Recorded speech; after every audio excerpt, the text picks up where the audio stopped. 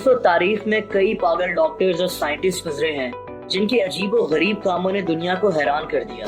इन्हीं में से एक साइंटिस्ट इलिया इवानोव था। ये 20वीं सदी की शुरुआत का एक इंतहाई मशहूर साइंटिस्ट था। इस आदमी का ताल्लुक उस वक्त के सोवियत यूनियन से था जिसे आज हम रशिया कहते हैं। दोस्तों आप ये बात जानते होंगे कि हाइब्रिड जानवर उन जानवरों को कहते हैं जो दो मुख्तलिफ जानवरों के क्रॉस के नतीजे में पैदा होते हैं। जैसा कि खच्चर, हम सब जानते हैं कि खच्चर घोड़े और गधे के क्रॉस से पैदा होता है और ये एक हाइब्रिड जानवर है।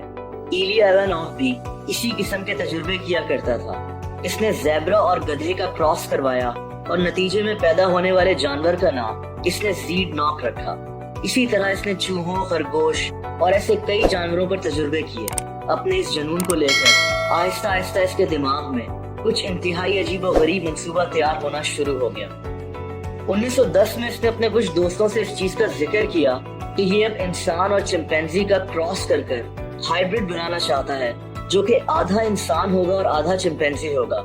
लेकिन ये बात इसके दोस्तों ने मजाक समझकर टाल दी। अगले 14 साल तक ये साइंटिस्ट इसी चीज का प्लान बनाता रहा और 14 साल बाद इसने अपने प्लान को सरअंजाम देने का फैसला कर लिया।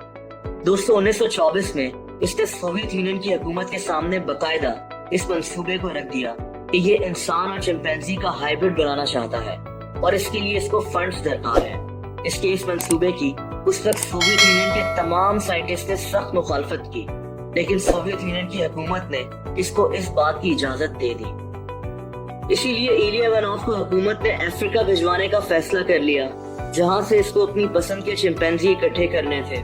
इस साइंटिस्ट ने इस हाइब्रिड का नाम ह्यूमैनजी रखने का फैसला किया। इसको सोवियत यूनियन की हुकूमत की तरफ से अच्छे खासे फंड्स भी मिले। कुछ लोग तो ये कहते हैं कि इसको दरअसल उस वक्त के डिक्टेटर और सोवियत यूनियन पर हुकूमत करने वाले जोसेफ स्टालिन की शदीद हिमायत हासिल थी, क्योंकि जोसेफ स्टालिन एक बंदर नुमा इंसानों की फौज तैयार करना चाहता था जो कि सोवियत यूनियन की हिफाजत करती। दोस्तों बहरहाल फरवरी 1926 में ये साइंटिस्ट अफ्रीका चला गया ताकि अपने मनपसंद चिंपैंजीज को लेकर वापस सोवियत यूनियन आ सके। वो मीडिया का दौर तो नहीं था, लेकिन फिर भी ये अजीब और गरीब खबर दुनिया में फैल गई। साइंटिस्ट के सर्कल में ये खबर इंतहाई तहलका अंगेज थी और लोग इलिया इवानोव की वापसी का बेचैनी से इंतजार कर रहे थे ताकि देखें कि क्या ऐसा मुमकिन हो सकता है कि नहीं। दोस्तों इलिया इवानोव ने शुरुआत में अपनी पसंद की 3 मादा यानी फीमेल चिंपैंजीज इकट्ठी की और इसने कुछ आदमी भी इकट्ठे कर लिए और इनका एक्सपेरिमेंट करने का फैसला किया, लेकिन इसका कोई रिजल्ट नहीं निकला और फीमेल चिंपैंजीज पर कोई असर नहीं पड़ा। अब इस शख्स ने दूसरा प्लान बनाया। इसने 20 मेल चिंपैंजीज इकट्ठे किए और फैसला किया कि अब इनका एक्सपेरिमेंट औरतों के साथ किया जाएगा। लेकिन ऐसी औरतें कहां से ढूंढी जाती जो इस एक्सपेरिमेंट में शामिल होने के लिए तैयार हो जाती। हैरत अंगेज तौर पर 5 औरतें इस सिलसिले में तैयार भी हो गई, लेकिन दोस्तों अल्लाह ताला को कुछ और ही मंजूर था। देखते ही देखते इसके सारे मेल चिंपैंजीज मरना शुरू हो गए। एक चिंपैंजी जिसका नाम टार्जन था को तो ब्रेन हैमरेज हो गया, लेकिन ये साइंटिस्ट अपने जिद पर अड़ा हुआ था। इसने मजीद चिंपैंजीज अफ्रीका से मंगवाने का फैसला कर लिया। 1930 में कई और मेल चिंपैंजीज अफ्रीका से सोवियत यूनियन मंगवा लिए गए, लेकिन तब तक सोवियत यूनियन की हुकूमत भी इसके इस तजुर्बे और इस पर होने वाली शदीद तनकीद से तंग आ चुकी थी और उन्होंने फौरन इस प्रोजेक्ट पर काम रोक दिया।